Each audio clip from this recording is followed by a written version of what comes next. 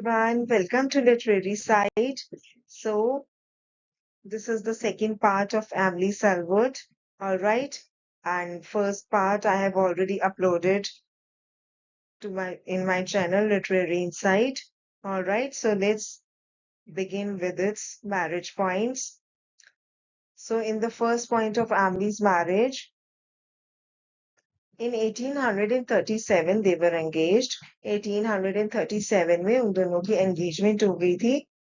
And in the second point, it was called off in 1840 और 1837 में engagement होके 1840 में टूट भी गई थी because of financial issues क्योंकि अल्फ्रेड लॉर्ड टेनिसन फाइनेंशियली इतने सपोर्टिव नहीं थे, इतनी उनकी फाइनेंशियली स्ट्रांग नहीं थे अल्फ्रेड लॉर्ड टेनिसन. सो इसलिए 1840 में फाइनेंशियल इश्यूज की वजह से टूट गई थी engagement. Alright. Thirdly, her father's wariness of Tennyson's ability to support a family on a poet's income. ठीक है, उनके फादर को हमेशा से एक टेंशन रहती थी कि क्या टेनिसन की जो एबिलिटी है तो उस एबिलिटी से क्या वो अपनी फैमिली को सपोर्ट दे पाएंगे फाइनेंशियली. एक पोएट की जो इनकम है, अभी जो उनका इनकम बेस चल रहा है, तो क्या वो अपनी फैमिली को एक फाइनेंशियली सपोर्ट कर पाएंगे. तो इस वजह से थर्ड पॉइंट में एमिली सेलवुड के फादर को बहुत टेंशन थी. Alright. Fourthly, Tennyson's career was more successful in 1840s. Then उसके बाद क्या हुआ था? टेनिसन का करियर 1840s में ही बहुत ज्यादा सक्सेसफुल, धीरे धीरे सक्सेसफुल होने लग गया था. ठीक है, ग्रोथ होने लगी थी उनके करियर में. And they were married on 13th जून 1850 और उन दोनों की शादी हो गई थी कब? 13th जून को 1850 में. Alright. So let's come to the fifth point. She was married at 37 years of age. Emily Selwood की मैरिज कब हुई थी? जब उनकी एज 37 थी, जब वो 37 years की थी. ठीक है. Let's come to the sixth point. That year, Alfred was very popular due to the success of In Memoriam A.H.H. 1850. So, उस साल में उन्होंने 6 पॉइंट में ये बताया है कि उस साल में जब अल्फ्रेड लॉर्ड टेनिसन बहुत ज्यादा पॉपुलर हो गए थे, बहुत फेमस हो गए थे. और किस वजह से हुए थे? Due to the success of, जब सक्सेस मिली थी उन्हें इन मेमोरियम में A.H.H. जो इन मेमोरियम उन्होंने A.H.H means A means Arthur, H means Henry, H means Harlem. Arthur Henry Harlem की मेमोरी में लिखी थी. ऑलराइट. 1850 में. सो इसलिए उनका जो वो बहुत ज्यादा फाइनेंशियली सक्सेसफुल होने लग गए थे और ग्रोथ मिल रही थी उन्हें डे बाय डे. बहुत उस टाइम पीरियड में वो बहुत सक्सेसफुल पॉपुलर हो गए थे because of in memoriam AHH की वजह से 1850 में he got very popular. All right, let's come to the seventh point. The attention was overwhelming for Alfred and Emily. ठीक है, जो अटेंशन थी ना वो ओवरवेल्म थी. किसके लिए? अल्फ्रेड एंड एमिली के लिए. All right. Let's come to the 8th point. First living in Twickenham in London. वो कहाँ रहे थे पहली बार? ट्विंकलहैम एक सिटी है लंदन स्टेट में, वहां पर रहे थे वो लोग पहली बार. Okay. Let's come to the 9th point. They establish households in large houses. उन्होंने एस्टैब्लिश करा था अपने घर की चीजें बड़े घरों में. With live in servants. क्या एस्टैब्लिश करा था उन्होंने? लिव इन सर्वेंट्स, जो कि वहीं पर रहे सर्वेंट्स उनके. Likely affordable due to a dowry from her father. ठीक है. और ये ऐसा लग रहा था कि ये बहुत अफोर्डेबल है क्योंकि डाउरी भी तो आई थी, उसके फादर ने डाउरी भी तो दी थी, दहेज भी तो दिया था अपनी बेटी को शादी में. एमिली को, एमिली के फादर ने एमिली की मैरिज में अल्फ्रेड लॉर्ड टेनिसन ने एमिली को दहेज दिया था शादी में. ऑलराइट. डाउरी मींस दहेज देना. Let's come to the 10th point. To avoid the publicity, The Tennysons moved to Freshwater, Isle of Wight to Farringford house. Publicity को अवॉइड करने के लिए टेनिसन जो है वो मूव कर गए थे फ्रेश वाटर में। ठीक है, ये भी एक सिटी का नाम है। फिर आइल ऑफ विट में, Isle of Freshwater oil of Wight में मूव कर गए थे। फिर वहां से वो कहाँ मूव कर रहे थे? टू फेरिंगफोर्ड हाउस में मूव कर गए थे। Alright, let's come to the 11th point. Emily found the house to be the dearest place on earth. Emily जो है वो घर को वो ऐसा समझती थी कि वो एक dearest, dearest mean special place है। लाइफ में जो घर होता है ना, उनके लिए वो एक बहुत स्पेशल प्लेस है, स्पेशल जगह है रहने की। But they had so many visitors that it felt more like a hotel.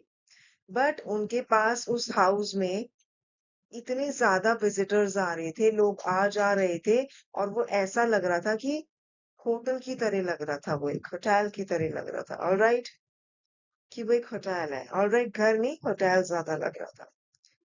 Let's come to the 12th point.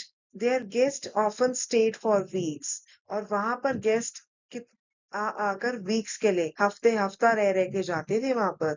Which provoked Alfred due to commotion of servants and guest. जो provoke करता था Alfred को commotion of servants के लिए, servants के commotion के लिए and guest के लिए। Alright, so let's come to the 13th point. She was his secretary. वो अपने हस्बैंड की सेक्रेटरी भी थी, बिजनेस पार्टनर भी थी, प्रूफ रीडर भी थी।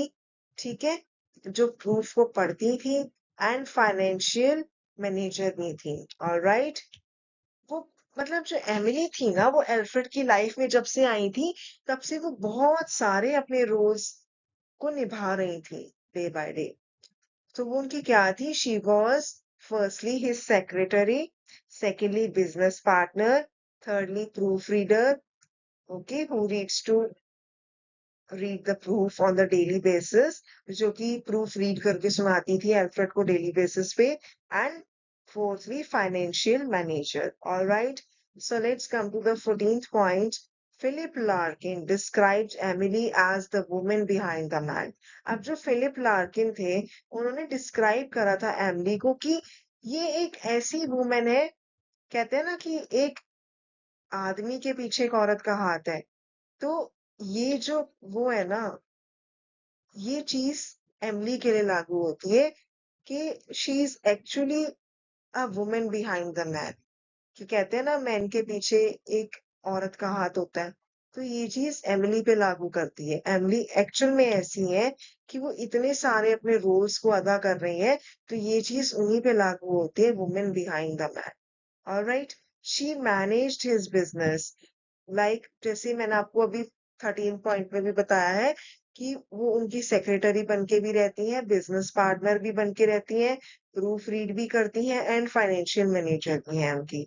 सो ऐसे ही 14th पॉइंट में फिलिप लार्किन ने उन्हें एमिली को डिस्क्राइब करा है, वुमेन बिहाइंड द मैन, कि एक आदमी के पीछे एक औरत का हाथ होता है। शी मैनेज्ड हिज बिजनेस, जैसे कि उन्होंने बताया है कि वो मैनेज करती थी अपने हस्बैंड के बिजनेस को, रैन हिज हाउस होल्ड, अपना घर भी अच्छे से चलाती थी, took care of and educated his children, अपने बच्चों का ध्यान और उनकी पढ़ाई पे ध्यान बहुत अच्छे से रखती थी वो। एंटरटेन्ड विजिटर्स, और जो होटल में उनके विजिटर्स आते थे उनको एंटरटेन भी बहुत अच्छे से करती थी, उनका भी ध्यान अच्छे से रखती थी कि उनको हर चीज में जैसे उनको किसी चीज में दिक्कत तो नहीं है, हर चीज वो अच्छे से चेक करती थी, विजिटर्स की भी। And was protective of him, और वो अपने हस्बैंड को भी प्रोटेक्ट करके चलती थी। while he wrote poetry, जब वो पोएट्री भी लिखते थे। Let's come to the 15th point.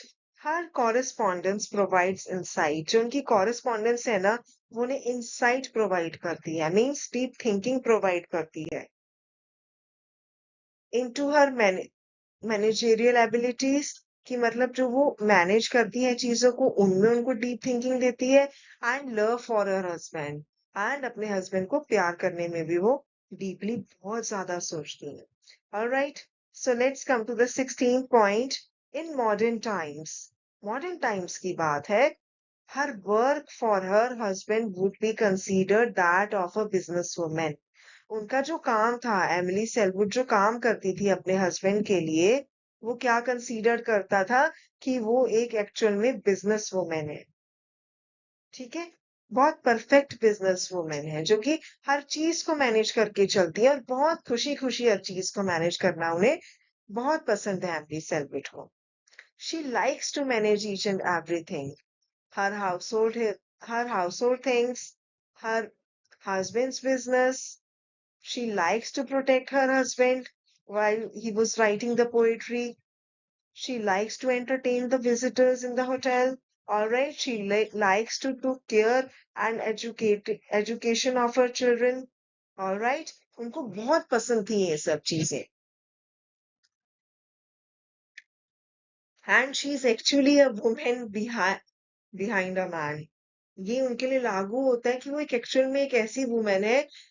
कहते हैं ना, आदमी के पीछे एक वुमेन का हाथ होता है, वो एक्चुअल में इनके ऊपर लागू होता है, ये self.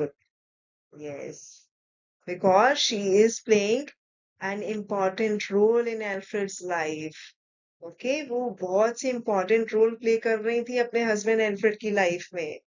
So let's come to the 17th point. They had two sons. Emily Selwood के दो बेटे थे। First one is Harlem, born at Twickenham, जो कि ट्विंकनहैम में पैदा हुए हैं। कब? 11th August 1852 में। And Lionel, born at Farringford House on 16th March 1854। उनके पहले बेटे का नाम हालम है, जो कि कहाँ बॉर्न हुए? ट्विंकनहैम में 11th August 1852 में। एंड सेकेंड सन का नाम उनका है, उनके दूसरे बेटे का नाम है लाइनल, जो कि कहाँ पैदा हुए हैं? फेरिंगफोर्ड हाउस में। कब? 16th March 1854। Alright, let's come to the 18th point. After the birth of her second son, जब उनके दूसरे बेटे के बर्थ के बाद, she developed an incurable illness. उनको एक बहुत गंदी बीमारी हो गई थी जो क्योर नहीं हो सकती थी। सो ये क्या है? इनक्यूरेबल इलनेस, जो कभी भी उनकी इलनेस को क्योर नहीं कर सकता था कोई भी डॉक्टर हो। वो खुद भी अपनी घर के इलाज से भी ना, जो पुराने नुस्खे होते थे ना, वो उनसे भी इन चीजों को कभी क्योर नहीं कर सकती थी। ठीक है, let's come to the 19th point. Alfred was away. Alfred बहुत दूर थे उनसे। Julia Margaret Cameron visited Emily at Farringford. So जो जूलिया मार्गरेट है, एल्फ्रेड बहुत दूर थे उनसे। एंड जो जूलिया मार्गरेट कैमरन है, वो विजिट करा था उन्होंने एमिली को फेरिंगफोर्ड में। ओके, फेरिंगफोर्ड हाउस में। Let's come to the 20th point. Julia thought of Emily as a living stream of love whose fount is never dry. Julia ने ये सोचा कि जो एमिली है, as a living stream of love है, वो एक प्यार का एक, कहते हैं ना, एक स्ट्रीम है, लिविंग स्ट्रीम है प्यार की। whose fount is never dry, जो कभी सूखा नहीं पड़ सकता। उनका प्यार जो है ना, वो इतना मतलब सच्चा है ना कि वो सूखा नहीं पड़ सकता कभी भी। मतलब 20th पॉइंट में जूलिया ने ये सोचा है कि जो एमिली है वो एक जीता जागता एग्जाम्पल है, स्ट्रीम है सच्चे प्यार का, जो कभी भी फेड नहीं हो सकता, सूखा नहीं पड़ सकता कभी भी। अपनी फैमिली के लिए, अपने बच्चों के लिए कभी भी वो पीछे नहीं हटेंगी इन सब चीजों में। So let's come to the 21st point. She was described by, वो किससे डिस्क्राइब हुई थी? By Coventry Patmore as cultivated. ठीक है, वो इस चीज से डिस्क्राइब हुई थी कि वो cultivated, charming, but her mind seems always deeper than her cultivation. कि जैसे कहते हैं ना, एक बीज बोया जाता है, मतलब वो एक नई उम्मीद जगा दे। वो एक ऐसी लेडी थी कि वो हर किसी से, वो किसी को भी ना, मतलब प्यार से ट्रीट करने लग जाती थी। मतलब हर किसी के मन में वो एक इंस्पिरेशन का बीज उगा देती थी, इंस्पायर कर देती थी सबको। कि वो किसी को भी ये कह देती थी कि नहीं, आप जो भी काम करोगे आप उसमें हमेशा अच्छे रहोगे, सफल रहोगे, ऑलराइट। और वो बहुत चार्मिंग पर्सनैलिटी थी एमिली की। But her mind sees always deeper than her cultivation. पर जो उनका दिमाग है ना, वो ऐसा दिखता था कि वो हमेशा एक डीप थिंकिंग में रहती थी, कल्टीवेशन से ज्यादा। वो किसी बीज को बोने से ज्यादा वो सबसे ज्यादा डीपली सोचती थी सबसे पहले। And her heart always deeper than her mind. अब आप समझ रहे हैं कि जो उनका हार्ट है, उनका जो दिल है, वो हमेशा गहरा है उनके दिमाग से। और rather constituting the main element of her mind. और वो क्या करती थी, रादर कंस्टिट्यूट करती थी मेन एलिमेंट को अपने माइंड में। Alright, so let's come to its music and writing. अब आप आ जाइए म्यूजिक एंड राइटिंग में। So the first point of music and writing, a musician, Emily, employed her own talents in setting some of his poems to music, some of her poems to music. एक musician है, वो एक musician है। Emily employed her own talents. Emily employed करती थी अपने खुद के टैलेंट्स को सेटिंग करने में, some of her for poems to music, अपनी पोएम्स को म्यूजिक में लाने के लिए। ऑल राइट, ऐसे सेट करती थी कि जो उनके पोएम्स है ना, वो म्यूजिक में कन्वर्ट हो जाए। All right, secondly she wrote the hymns great God. उन्होंने ये भी लिखा था, क्या लिखा था उन्होंने, हाइम्स ग्रेट कॉर्ड भी लिखी थी उन्होंने। Who knowest each man's need and O yet we trust that somehow good. और उन्होंने ये भी लिखी थी, Oh, yet we trust, अभी भी हम ट्रस्ट करते हैं, somehow good, कुछ अच्छी चीज को ट्रस्ट करते हैं, किसी अच्छी चीज के ऊपर हम ट्रस्ट करते हैं। उन्होंने क्या लिखा था सेकंड पॉइंट में, the hymns great God who knowest each man's need, जो जानता है हर एक मैन की जरूरत को, ठीक है। And secondly, O yet we trust that somehow good, और आज भी हम इस चीज पे ट्रस्ट करते हैं कि कुछ अच्छा आएगा, कुछ किसी अच्छी चीज पे ट्रस्ट करते हैं। Alright, thirdly, Emily and her son Hallam wrote a memoir of Tennyson. Emily ने और उनके बेटे हालम ने क्या लिखा था, मेमोयर लिखा था, memoir of Tennyson. Alright, so let's come to its later years and death, ठीक है। Now the first point of later years and death, Emily's health became weak because she worked hard for many years. Emily की health, मैंने आपको उस point में क्या बताया था कि उनको एक ऐसी बीमारी लग गई थी ना अपने दूसरे बेटे के बर्थ के बाद, लाइनल के बाद, जो उनका दूसरा बेटा लाइनल है, उसके बाद उनको एक ऐसी बीमारी लग गई थी जो कि जिस वजह से जो उनकी हेल्थ है वो बहुत ज्यादा वीक हो गई थी, क्योंकि उन्होंने बहुत से सालों तक उन्होंने काम करा है। ऑलराइट,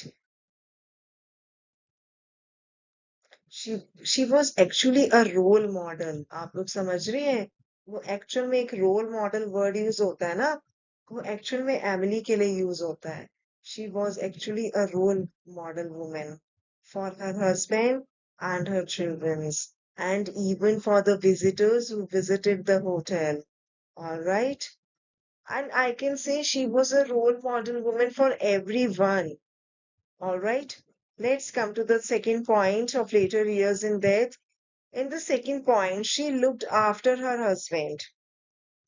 उन्होंने अपने बच्चों के अपने हस्बैंड को देखा, अपने, हाँ, उन्होंने अपने हस्बैंड के बाद अपने बच्चों को देखा, घर देखा, एंड मैनी सोशल रिस्पॉन्सिबिलिटीज को देखा है उन्होंने, ठीक है। Thirdly, due to illness की वजह से she slowly stopped managing Alfred Tennyson's work and household affairs. अब जो कि इलनेस उनकी बहुत ज्यादा बढ़ गई थी, एक एंड आ रहा था उनकी इलनेस का, तो उन्होंने धीरे धीरे अपने हस्बैंड के काम को मैनेज करना कम कर दिया था, बंद कर दिया था धीरे धीरे, एंड हाउस होल्ड अफेयर्स की तरफ भी उन्होंने थोड़ा सा अपना ध्यान कम कर दिया था। Now fourthly, her son Harlem Tennyson began helping his father with writing and official duties.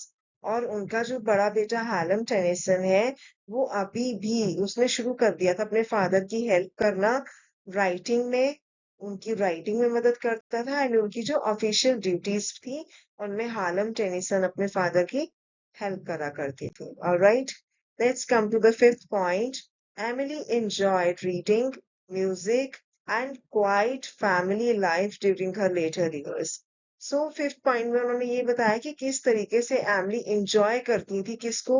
Firstly reading, secondly music, thirdly quite family life during her later years. ठीक है, लेटर ईयर्स में उन्होंने किस तरीके से reading, music and quite family life को enjoy करा है. Six point, she continue to give emotional support, और उन्होंने कंटिन्यू कर दिया था इमोशनल सपोर्ट देना and comfort to Alfred Tennyson. और एमिली ने दोबारा से कंटिन्यू क्या करा, इमोशनल सपोर्ट देनी शुरू करी एंड आराम देना शुरू करा अल्फ्रेड टेनिसन को. ठीक है.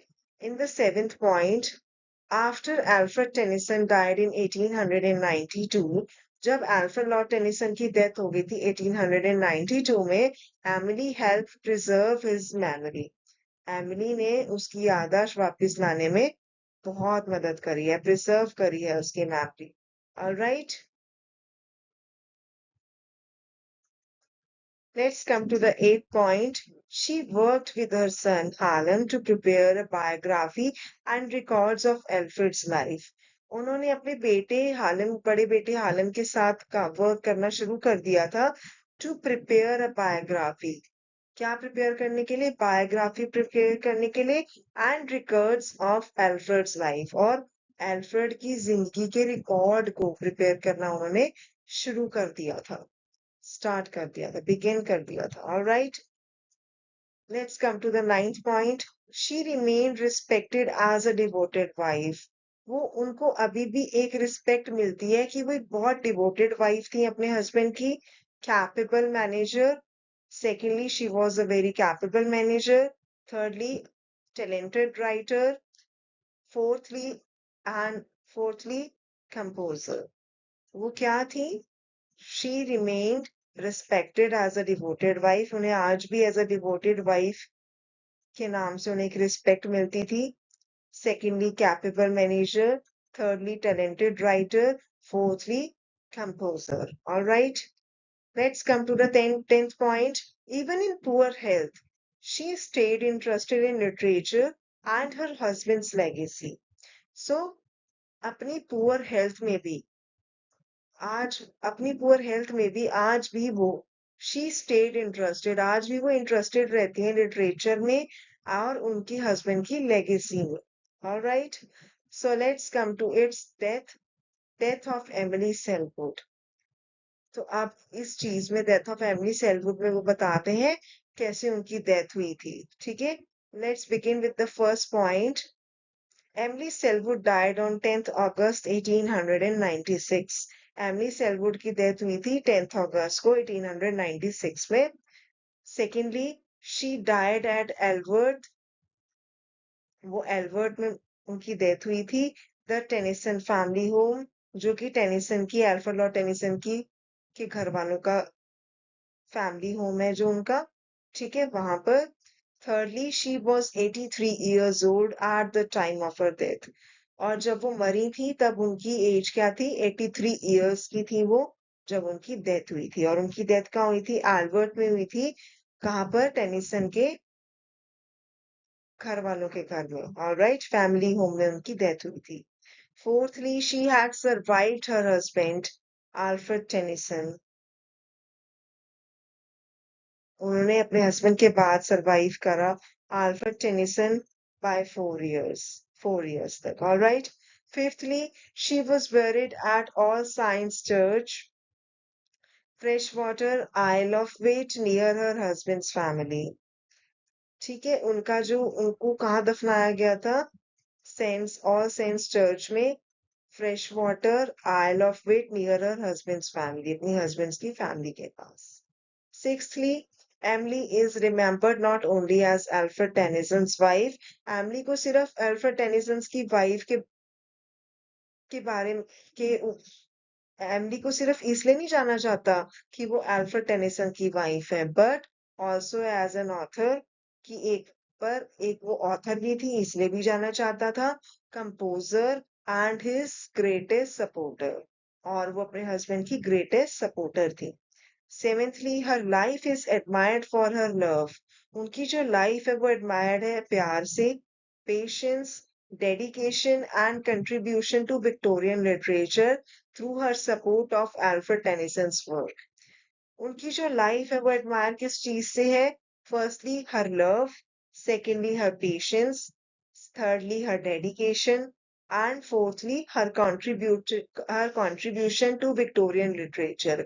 उनका जो contribution है अपने Victorian literature के लिए through her support, अपनी support से, of Alfred Tennyson's work, Alfred Tennyson के work से. All right. So thank you so much for watching it. Do like, share, and subscribe to Literary Insight.